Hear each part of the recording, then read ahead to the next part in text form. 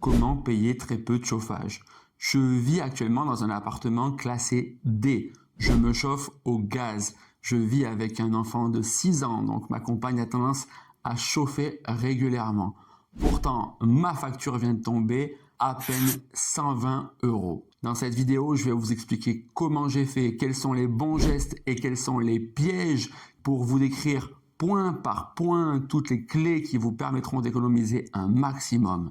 Tout d'abord, voici le contexte. J'habite à Tournon-sur-Rhône, en Ardèche. On n'est pas dans un endroit qui est spécialement froid et c'est vrai qu'actuellement, on peut tomber entre -5 voire -3 en hiver, mais rarement plus bas. Par contre, on est dans une zone où il y a énormément de vent, ce qui va favoriser les déperditions, mais aussi qui va vraiment souvent amener beaucoup de luminosité. Vous le savez, vu qu'il y a énormément de béton, les villes sont toujours plus chaudes. Ça, c'est le principe de l'inertie et j'en parlerai un peu plus en détail plus tard. Mais vous vous en doutez, le fait que les températures soient relativement peu fraîches en hiver et le fait qu'il y ait un bon ensoleillement sont déjà deux points majeurs pour avoir très peu de chauffage. En plus, ici, on est en appartement et là, vous avez une première clé. Si vous voulez minimiser vos dépenses de chauffage, vous devez faire attention à chaque paroi et à l'échange de température avec les parois extérieures. J'ai choisi cet appartement parce qu'il est bien situé en ville, parce qu'il est bien orienté, mais aussi parce qu'il y a des appartements au-dessus, en dessous, à l'est et à l'ouest. Donc forcément, vous allez me mettre dans les commentaires que je suis chauffé par les voisins. Et c'est en partie vrai, mais ce n'est pas seulement ce qu'il faut bien comprendre. Les anciens, pour éviter les déperditions, n'avaient pas d'isolant. Alors qu'est-ce qu'ils faisaient? Ils construisaient des pièces tampons. J'en parlerai plus en détail tout à l'heure. D'abord, on va commencer par l'orientation idéale si vous voulez capter un maximum de luminosité en hiver. On a tendance à l'oublier, mais le soleil, c'est 1000 watts par mètre carré. Le soleil d'hiver est beaucoup plus bas, donc si vous orientez convenablement votre maison ou que votre appartement est bien orienté, vous allez pouvoir capter un maximum cette luminosité. Souvent, vous allez vous inquiéter de comment vous allez pouvoir gérer en été, et là, je vous renvoie à toutes les vidéos que j'ai déjà faites. Il est assez facile de se protéger, par exemple avec une casquette, mais vous devez multiplier vos surfaces de vitrage au sud pour capter un maximum de luminosité. Ici, le moindre rayon de soleil est capté, l'appartement est bien orienté et c'est toujours très agréable, même s'il fait froid dehors, d'aller se mettre torse nu derrière les baies vitrées pour se réchauffer. Mais ce n'est pas tout. Les rayons du soleil vont taper sur les murs et sur les dalles. Et là, vous devez faire très attention à la sélection de vos matériaux.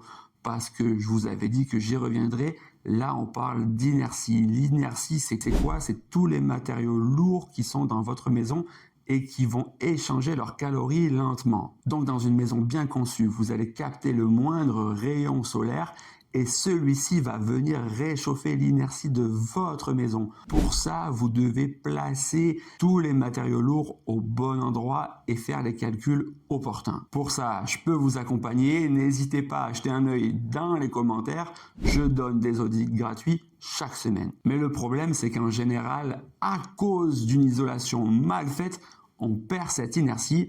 Et ça, c'est ce qu'on va détailler tout de suite. Si vous voulez chauffer un minimum, vous n'avez pas le choix. Vous devez avoir une maison bien isolée. Malheureusement, la plupart du temps, les isolations sont mal faites. C'est-à-dire qu'en général, elles sont faites par l'intérieur.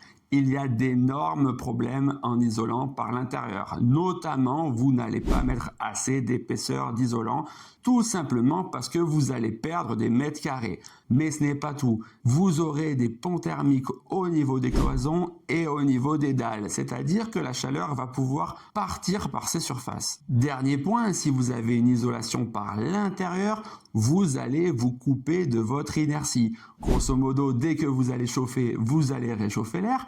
Mais si maintenant c'est le soleil qui frappe sur des blocs et que ces blocs sont faits d'isolant, l'isolant ne va pas stocker la chaleur. C'est pour ça qu'il y a vraiment énormément d'importance à isoler par l'extérieur. D'abord, vous aurez une meilleure continuité, vous pourrez mettre beaucoup plus d'épaisseur, mais surtout, vous allez conserver cette inertie qui est si précieuse, à la fois pour vous protéger des aléas climatiques et des coups de froid brutaux, mais surtout en été pour conserver la fraîcheur dans votre maison. Alors, comment savoir si le logement a été isolé par l'extérieur ?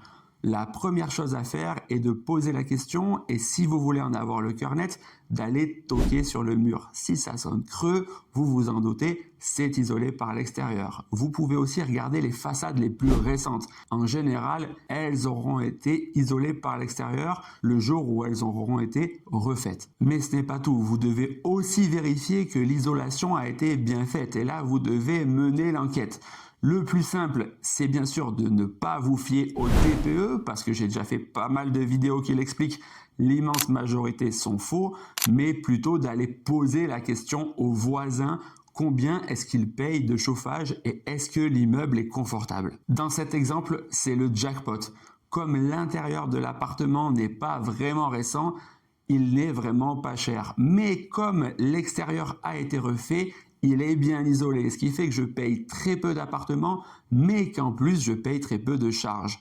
Il y a d'autres points clés à vérifier et je vous les ai mis dans le guide thermique qui est à télécharger gratuitement dans la description. D'ailleurs, un des points importants à vérifier, c'est la ventilation. Ici, on a une ventilation hygro, c'est-à-dire qu'elle s'ouvre plus ou moins en fonction du taux d'humidité. Imaginez simplement que chaque ouverture au-dessus des fenêtres renouvelle au minimum 5 mètres cubes par heure.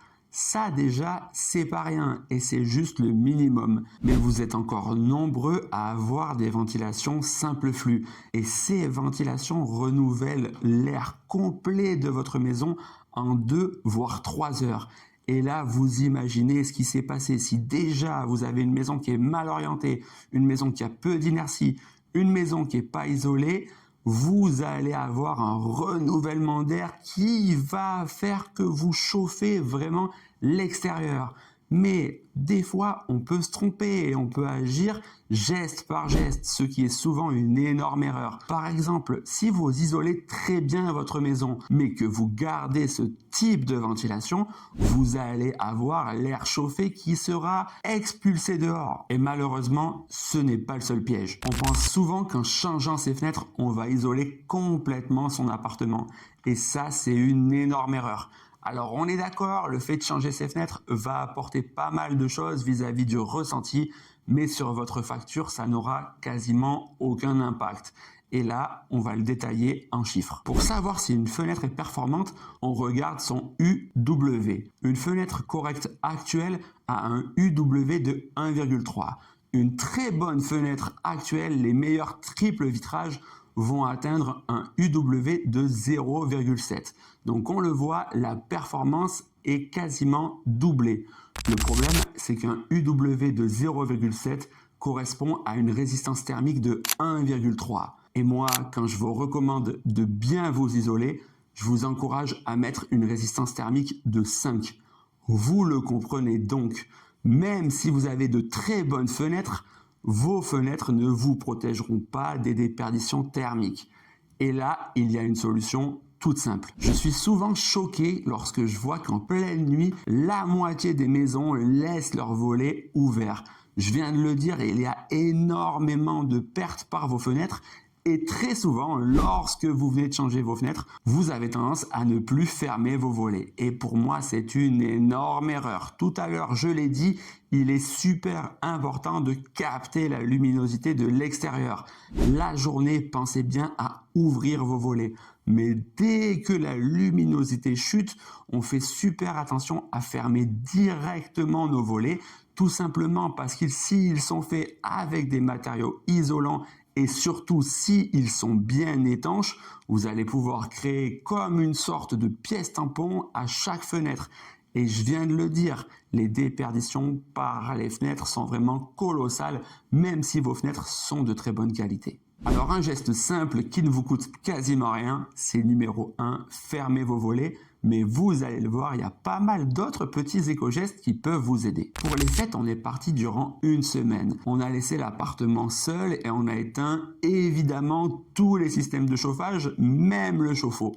Pourtant, ça a été la bonne surprise de retrouver dans la pièce la plus froide, une semaine plus tard, seulement 18 degrés. Franchement, c'est un super chiffre quand on sait que pour beaucoup de personnes, lorsqu'ils arrêtent de chauffer la nuit, la maison tombe entre 12 et 14 degrés le lendemain. Alors comment faire pour bien optimiser cette chaleur? Déjà, il faut se poser la question, qu'est-ce qui génère de la chaleur? Nous, tous les jours, on fait attention de bien ventiler et bien aérer aux heures les plus chaudes de la journée. Ensuite, on va par exemple aller cuisiner, ce qui va tout de suite réchauffer l'atmosphère de la maison. Attention, bien sûr, à garder un air sain dans votre maison, c'est super important. Mais je vous l'ai dit tout à l'heure, ici, on a une ventilation hygraux, c'est-à-dire qu'elle ne s'ouvre qu'en cas de forte humidité. Et pour moi, l'air n'est pas assez renouvelé. Je fais donc très attention à avoir un air sain dans la maison. Et pour ça, vous devez optimiser l'heure de ventilation et d'aération de votre maison. Ensuite, dès que je génère de la chaleur, je vais faire très attention à plein de petits gestes pour conserver cette chaleur. Typiquement, lorsque je vais cuisiner et lorsque je fais bouillir de l'eau, par exemple, lorsque je cuisine des légumes ou des pâtes, je fais très attention de ne pas jeter cette eau, mais bien de la garder. Je la conserve gentiment dans une casserole et comme ça, elle restitue toute la chaleur. Ça serait vraiment dommage d'avoir toute cette chaleur et de l'envoyer dans les égouts. Pareil, lorsque je prends une douche, j'essaye de conserver la chaleur le plus possible. Attention encore une fois aux excès d'humidité dans les salles de bain qui pourraient faire pourrir votre isolation ou vos surfaces. Mais ce n'est pas tout, il y a aussi beaucoup de gestes de bon sens. Je vois très souvent des gens en t-shirt ou pieds nus en plein hiver chez eux, alors qu'ici on prend le temps de s'habiller. Et lorsqu'on est sur des zones statiques, typiquement le canapé, on a toujours un plaid à portée de main pour rester au chaud et en plus avoir cet aspect confortable. On a bien sûr mis toutes les pièces de vie au sud, les pièces qui capteront un maximum la luminosité parce que vous le savez maintenant, l'appartement est bien sûr très bien orienté. Et on a aussi fait attention de placer le chauffe-eau dans la salle de bain, ce qui nous permet d'absolument jamais la chauffer, tout simplement parce que le chauffe-eau lui-même la chauffe. Mais lorsqu'on étudie la facture en détail, il y a plusieurs éléments choquants. Ma consommation personnelle de gaz représente moins de 120 € pour l'année 2025. Pourtant, il y a énormément de petites charges qui se sont glissées dans la facture, notamment des contrats d'entretien.